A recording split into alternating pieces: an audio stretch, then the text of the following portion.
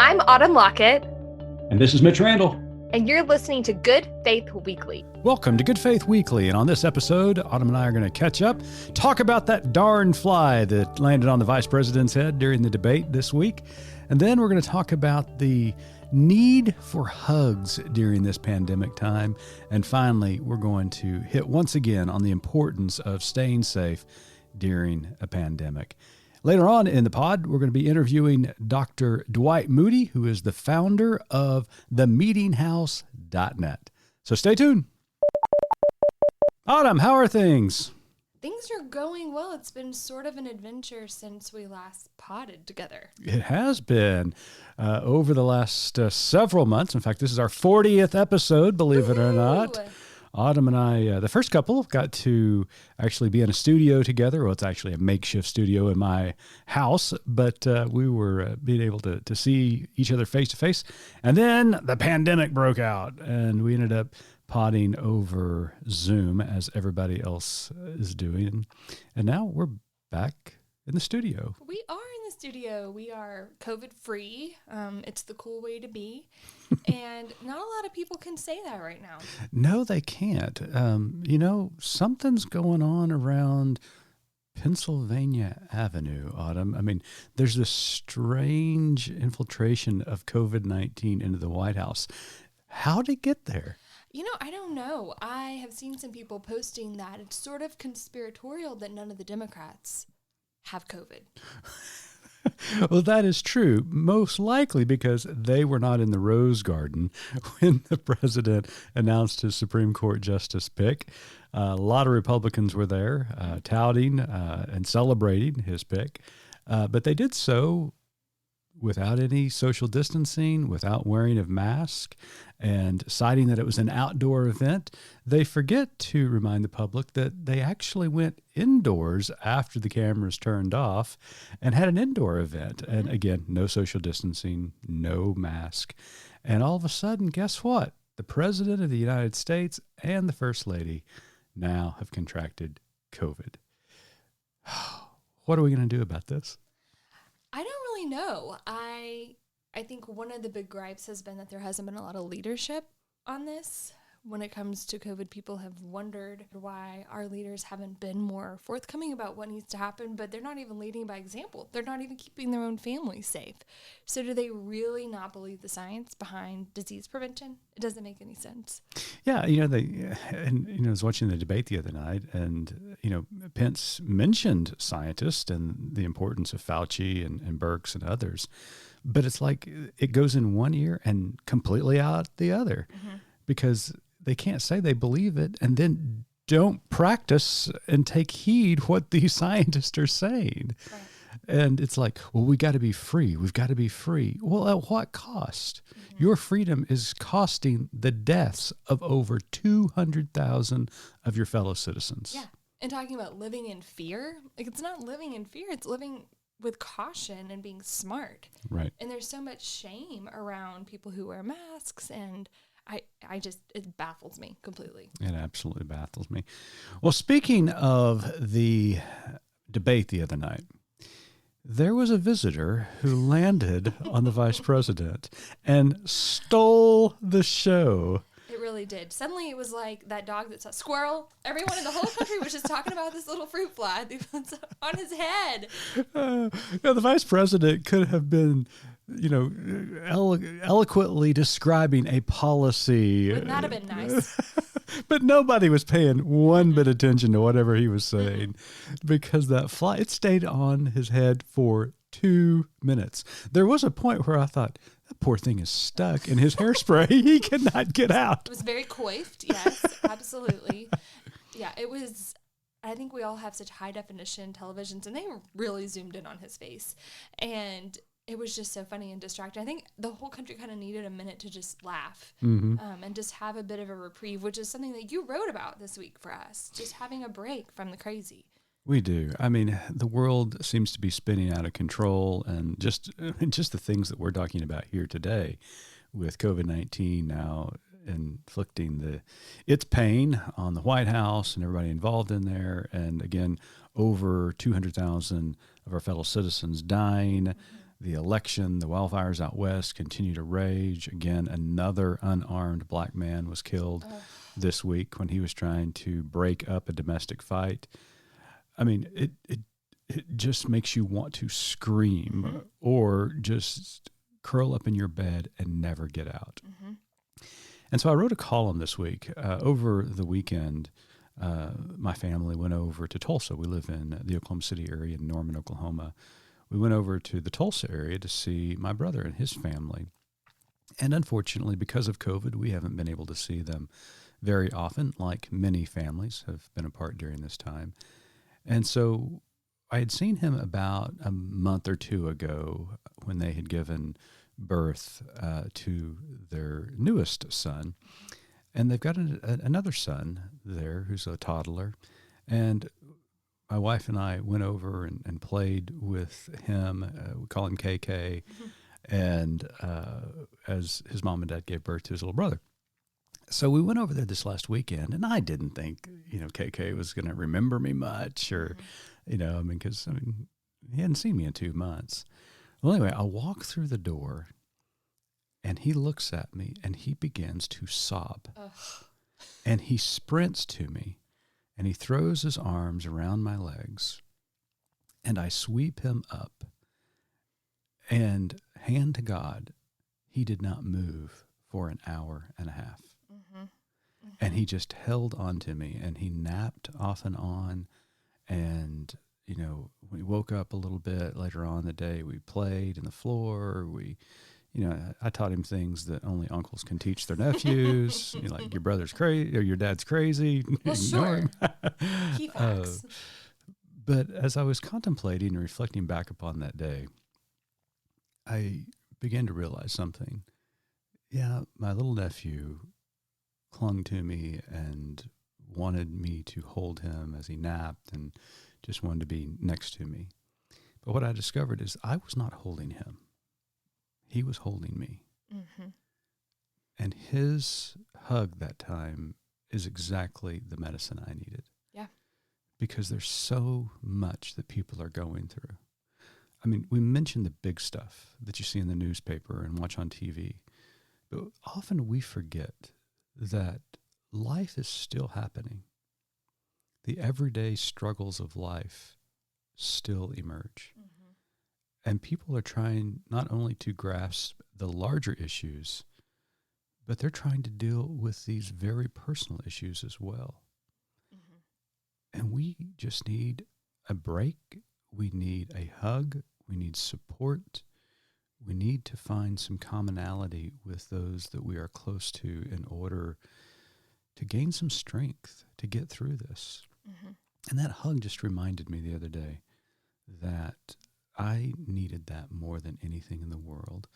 My little nephew probably put this entire ordeal in perspective for me. Yeah. And showed me what really mattered. Yeah.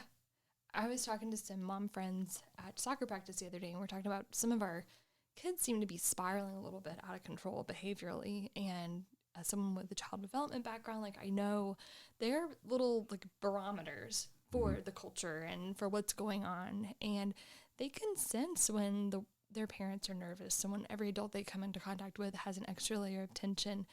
And, not only should we be careful with how we're interacting with grown-ups, but also with children, but also sometimes to just sit on the floor and soak up the innocence. And they, like you said in your article, they only know love and the opposite of it. They don't know all the junk in the middle. And so I feel very #blessed to be in a house right now. We were quarantined for so long, but we have 4 of these little, shiny reminders of the world isn't ending. It feels like it is, but their futures matter. And a lot of the decisions and the fights that we're in right now are for them, but we have to kind of soak them up while we're doing it. Right.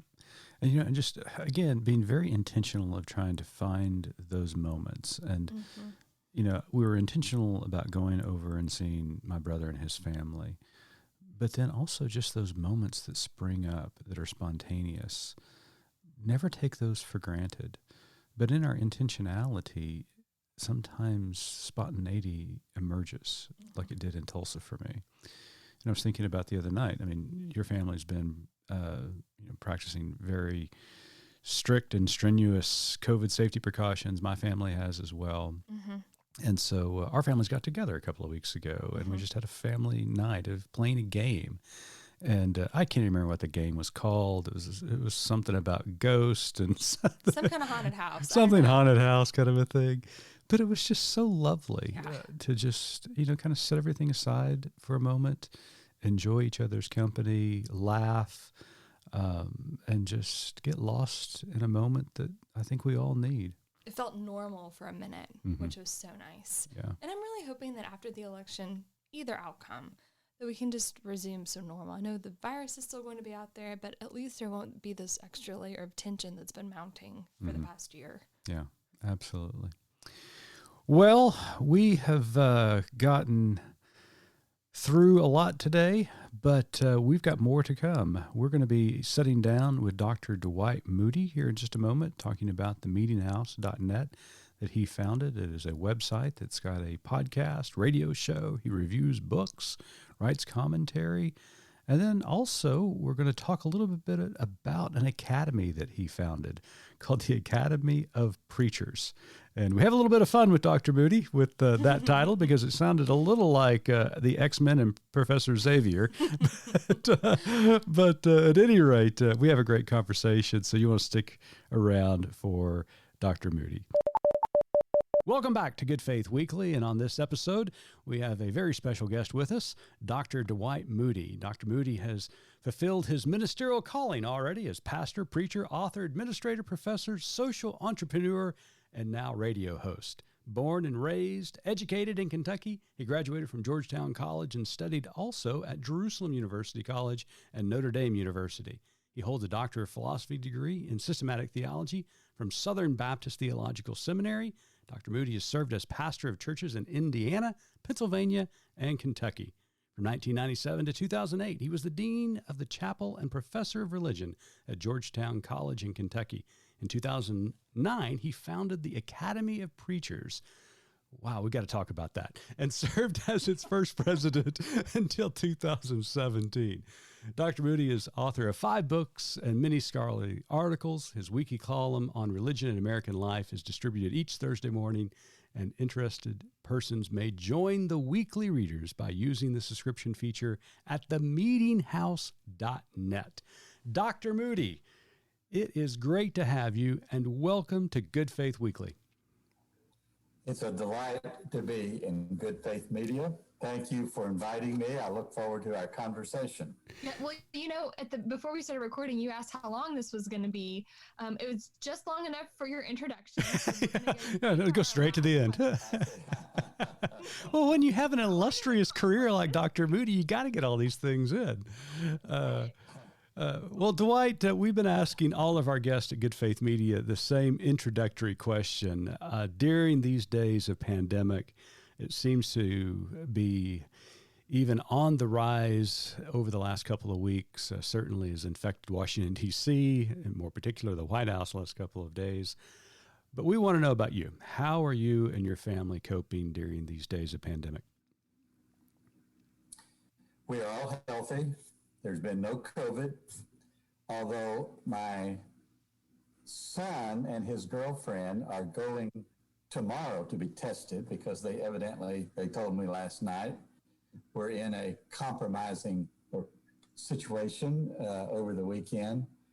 But we're all healthy. My grandson, 10-year-old grandson, is finishing up 3 weeks with me. He lives in Charlotte, North Carolina. Mm-hmm. They're not having any school at all. Well, they are, but it's all online. Right. And he is a 7th grader, doing well, being healthy. So we're all good health-wise. Good. That's great to hear. Yeah, it is. So you recently launched the Meeting House to promote conversations on religion and American life. Can you tell us a little bit about why you wanted to launch that site and what the response has been?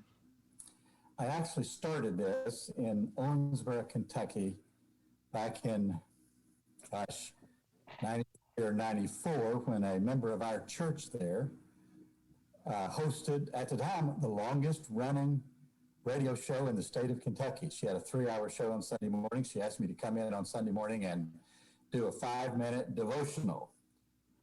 I'm sure she was not prepared for what I started doing, which was this commentary on religion and American life. And then in 1997, when Dr. Crouch invited me to come to Georgetown College as Dean of the Chapel, he told me one of the things he wanted me to do was to launch a radio show. I was glad to do that, and I worked with a colleague to name it and frame it as the meetinghouse.net. And so I launched it in 1998 at Georgetown College and stayed on the air for about 3 years, but I found that it was just more that I could do while I was teaching and leading the chapel and raising money and recruiting students and all the other things you do as a college administrator. So I continued writing my column. And then when I, quote, quote, retired from the Academy of Preachers and came down here to Georgia, I decided to relaunch it. So 3 years ago almost, I relaunched it as a newsletter and website. And then about a year ago, I launched a radio version of it. Now I do a radio show. So I do the news, 5 news stories every week. I do a commentary every week. Many weeks I do a book review, and then I interview people and I play music. It's great. I love it. Now, one of the features on the site is politics and prayer. Now, I think we can all agree that our politicians need our prayer, some more than others. But this idea of politics and prayer, it's just not, I mean, it is about praying for our leaders and our representatives, but it's more than that. Can you explain to our audience a little bit about what this politics and prayer is about? Well, I wrote that article last week in response to encouragement from several listeners and readers who were dealing with, like we all are, the stress, the anxiety, the uncertainty, the fear, even in some places, the hostility. And they suggested that, the country needs more prayer. I actually began to research this and discovered that there are several prayer movements. And then, was it last Saturday or the week before, there was a major prayer rally, quote, quote, prayer rally. Right. COVID rally. Yeah, it was a COVID rally, COVID/prayer rally. It was the encouragement of some of my listeners to address this issue, which I was reluctant to do, to tell you the truth. Mm-hmm.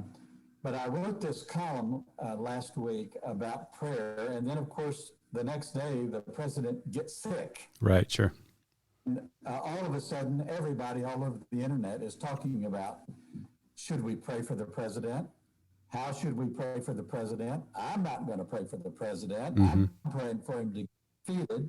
I mean, all of these types of things. And it's actually one of my news stories this week about the prayers for the president that bubbled up all around social media last week. Mm-hmm. Did it remind you so much of that part in Fiddler on the Roof when they asked the rabbi, how should we pray for the czar? And they said, the Lord bless and keep the czar far away from here. I remember it clearly. I'm going to assume that you were on stage in that play at some point. I should have been. My school was way too small. We couldn't have cast. We'd had to use the whole town to cast Fiddler. So I was in the chorus, so I remember very clearly the line that you just quoted.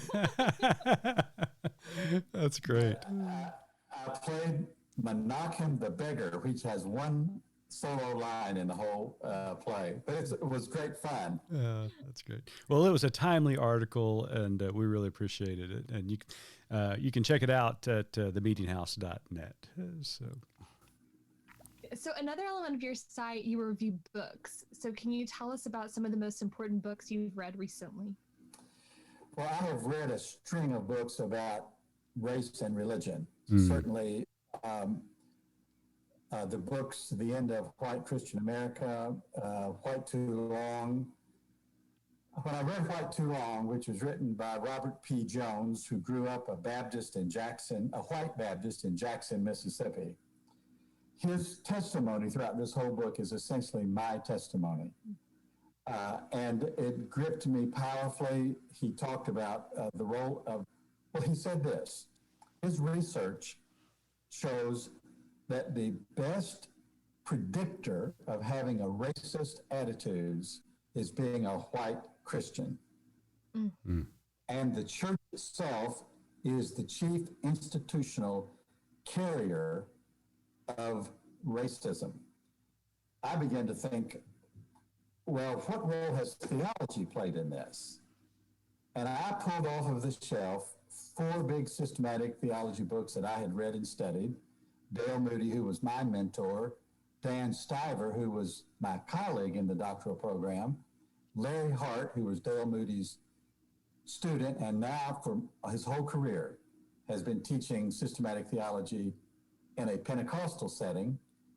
And then the 4th one, it'll come to me in just a minute. I reviewed all 4 of these books from the perspective of white supremacy. And I was just stunned and shocked and ashamed at what these my friends have written without hardly a trace of attention to racism.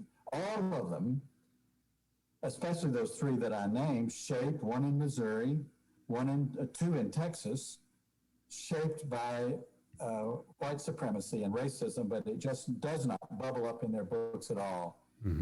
I resolved right then to write a book about this, which I'll tell you about if you want to know.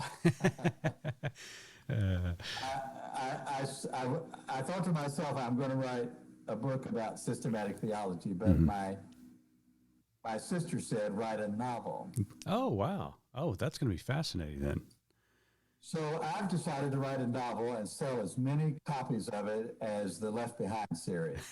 There you go. I'm here for that. Right. Well, good. Well, I can't wait till the book comes out. And the books that you mentioned that you're reading are just absolutely excellent. There are so many good books right now regarding racial justice and white privilege, white supremacy. And certainly encourage all of our readers to get their hands on some of these books and go to Dr. Moody's site to read his reviews of some of these books. Now, in the introduction, I mentioned a little organization that you founded that, quite frankly, sounds like a bunch of theological nerds getting together, called the Academy of Preachers.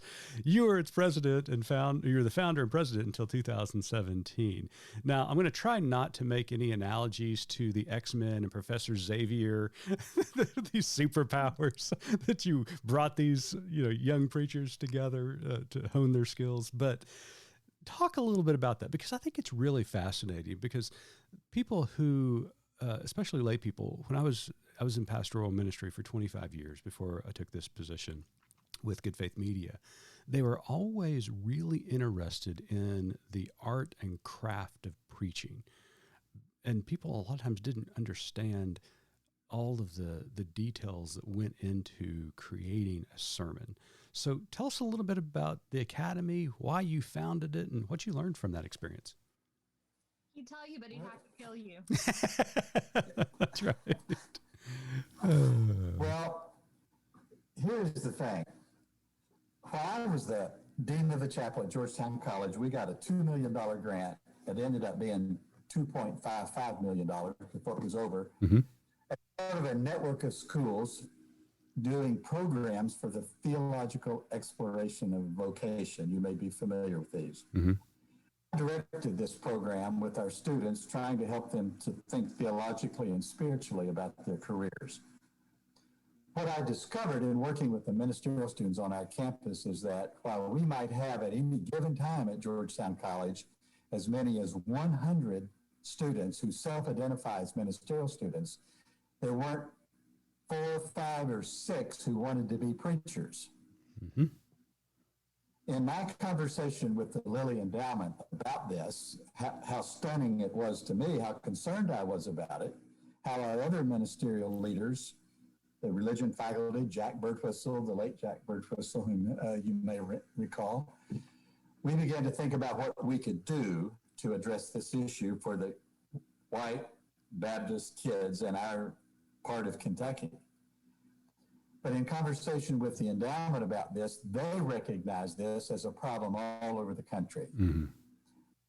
I could talk about why I think that is, but what happened was they asked me to design something that would address this need, that would help to, as our motto later said, to identify, network, support, and inspire young people in their calling to gospel preaching.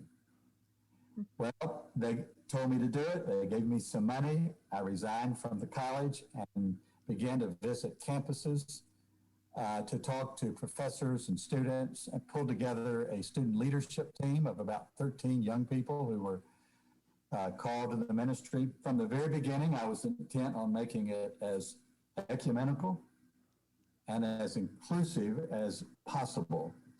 And in January of 2010, we sponsored the first of what has been an annual national festival of young preachers. 92 young people showed up at the St. Matthew's Baptist Church on a cold, winter, snowy, icy day in January. They were Catholic, Orthodox, mainline Protestant, evangelical, Pentecostal, all of them, black and white, male and female. We thought then, and I have thought every year when these young people gathered with that kind of diversity, that these festivals are the most ecumenically diverse gatherings of Christians in the United States. Yeah. They were right-wing, left-wing, progressive, fundamentalist, people who would never, ever be together Right. under any other circumstance except for their interest in preaching. Wow. They came together. We gave them 15 minutes. We gave them a theme that they had to preach from. We put them in a room and gave them a microphone and a sermon evaluator and let them loose. Wow. Really what we did is, most conferences on preaching, I've been to many, the people sit and a few people get up and speak. Mm-hmm. We really flipped the script on that. We gave all 92 of those young people the microphone, and we had a whole slew of well-known professors, homiletians, preachers sitting on the back rows, listening, taking notes, making comments, and then talking to these young people. It turned out to be a powerful and dramatic episode in the lives of many people. Yeah. We began to have regional festivals. We've had them all over Texas, Austin, Texas, at the Presbyterian Seminary there, Houston, Texas, at the Church Without Walls, the Christian Seminary in Fort Worth. Then we started having campus festivals. Well, so, I mean, obviously you have encountered a lot of preachers from a lot of different backgrounds, a lot of different traditions. What have you seen change over the years in preaching? Has there been a subtle or drastic change in the way ministers are delivering their sermons? Well, I would have to say that in the roughly 10 years in which I was involved in the academy of young preachers, we didn't see a lot of change over that 10-year period. Mm-hmm. The things that we noticed is there's an awful lot of enthusiasm among these young people for preaching. And while we were at Georgetown College and many other isolated campuses were dealing with a dearth of young preachers, we uncovered a vast network of young people who are passionate about it, and I'll tell you this, are very, very good. And it was heartening, and I can't tell you how many times people my age attending these festivals said to me in private, "This is the most hopeful event I've been to in a long, long time. I wish there had been something like this when I was their age." Now, we found the young people, many of them had never even had a course in preaching. Right. Some of them were already pastoring churches. Sure. Go ahead. No, I was just agreeing with you. So, yeah. So. You have the Pentecostals who had a hard time keeping it to 15 minutes. you have the Catholics whose Pope had told them an 8-minute sermon is all you need. Right. So we were dealing with that difference. We found the young people very focused on social justice issues in their preaching, very eager to tell their own story in this preaching, very insecure about making an appeal in preaching, not really sure how to do that. Sure. But the most powerful thing about it was the friendships that were formed. Oh, I can imagine. Across ideological, denominational, geographic boundaries. It was really spectacular. Yeah. Well, speaking of social justice issues, I think Autumn's got a question for you. Sorry, there was a helicopter going over. I was trying to mute it out. So as someone with, their fingers just on the pulse of faith and culture, what do you think? You mentioned social justice, but what are some of the most critical issues facing people of faith these days? Well, certainly the books that I have read recently about race and religion continued a transformation in my own life about these things that really began with my encounter with these young Black preachers. I was pulled into a powerful, transformative network of these young people who are college and seminary students coming out of Morehouse College and Fisk University and Howard University and down in Texas, Wiley College and other schools like this that come out of strong intellectual and church backgrounds that are passionate about what's going on in the Black community. And this really has changed my life, being with these young people, especially listening to them preach and talk about their own journeys. And I do think that this is, of all that's going on in the country right now, COVID and the election, these things will pass. But this thing about race and religion and social justice and where the Christian church is on all of this is going to have the most long-lasting impact, I think, on all of us. I certainly hope so. I'm going to do my little part to support it. Well, speaking of that, Dr. Moody, obviously we are knocking at the door of a presidential election, a national election across the country.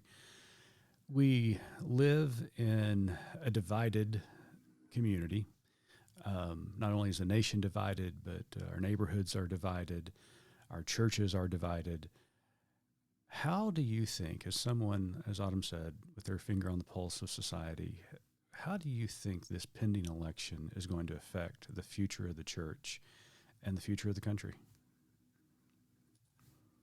Well, I already think the presidency of Donald Trump has been one of the most consequential presidencies in American history.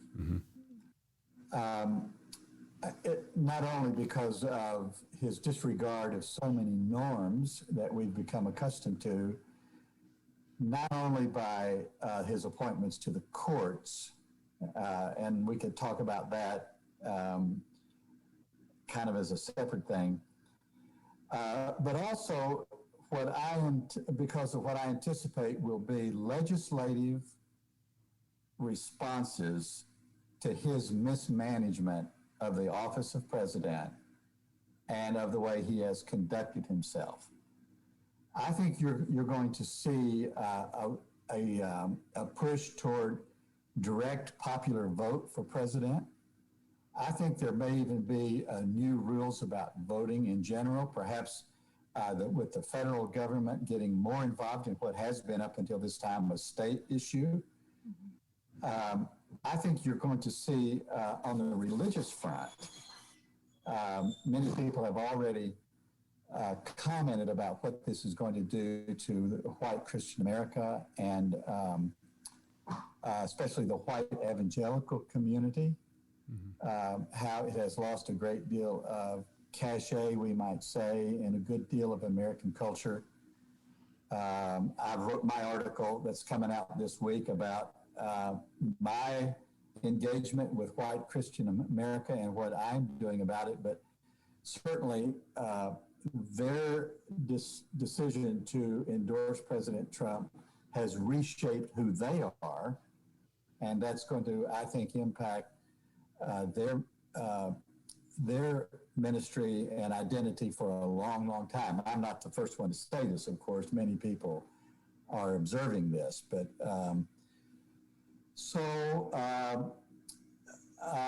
it looks like, if the polls are right, they were wrong last time, but if they're right this time, that Trump will be defeated.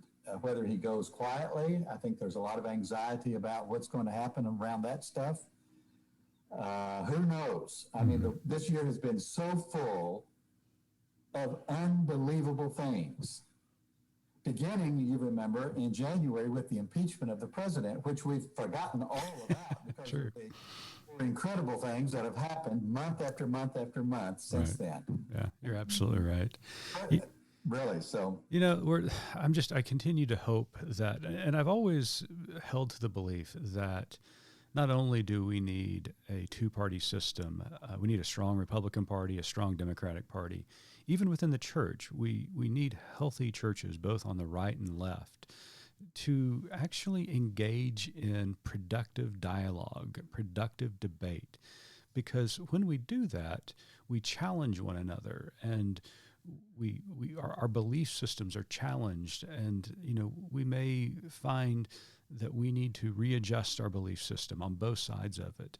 But it seems today that there is no room for honest debate, honest discussion, and differing of opinions in order to move the country forward, to move the church forward. It seems as though we are stuck in this rut of conquest. Not only must I be right in my argument, but you must be conquered for me to be right. And that just seems so destructive. Well, you're exactly right, Mitch. And all of that goes back to the 70s when you and I were young ministers, and the vocabulary of war was introduced to describe these differences of opinion about things. So we had the culture war. And once you start using that kind of language about a civic engagement, it brings forth tactics and attitudes, strategies that are more at home on a battlefield than in a coffee shop where neighbors sit down and talk about matters of public policy. And this language of the war, the culture war, has got more and more intense. It's got more and more extreme. And now on both sides of it, if you listen to representatives of the right and left, each of them are saying, if we don't win, kiss America goodbye. If Right. we don't win, kiss Jesus goodbye. I mean, it's all going to be lost. The world's going to blow up if we don't win this election. That's how dangerous our opponents are. Yeah. Well, Dr. Moody, it has been an absolutely delight. And for our audience, we want to remind you to visit themeetinghouse.net, where you can find all of Dr. Moody's writings, his radio show, podcast. It's just an excellent site full of wonderful resources. But before we let you go, Autumn has one last question for you. I do. So our tagline at Good Faith Media is "There's more to tell." So in light of everything we've talked about today, what is your more to tell? I want to tell you about my father, who on August the 14th, 1936, hitchhiked a ride into Owensboro, Kentucky before sunlight to watch the last public legal hanging in America. Wow. He was one of 20,000 people, including reporters from every newspaper around the country. Mm. He stood 100 feet from the scaffold, and when I asked him what he remembered about it, he said, Well, it was over so quick. That event propelled Kentucky to outlaw public executions. They were the last state to do so. About 15 months later, my dad was saved in a country revival meeting out in Davis County and was baptized in a creek. He was baptized into Jesus, as the Bible says, but he was also baptized into white supremacy. Mm. And I'm going to write my novel about these two events. Oh, wow, that's going to be great. As a way to talk about how all of us, to some extent, were baptized into white supremacy. Wow. Well, I cannot wait till you write it. We're going to let you go so you can start writing it because it sounds absolutely fascinating. So, Dr. Moody, thank you so much for spending part of your day with us, and we wish you the very best. Again, Dr. Moody's site is themeetinghouse.net. Make certain you check it out. Thank you so much. It's great to talk with you. We share many concerns. I'm a big fan of your work and Good Faith Media. God bless you, and let's keep things moving. Thank you. Well, audience, thank you so much for tuning in once again to Good Faith Weekly. Until next time, keep living good faith.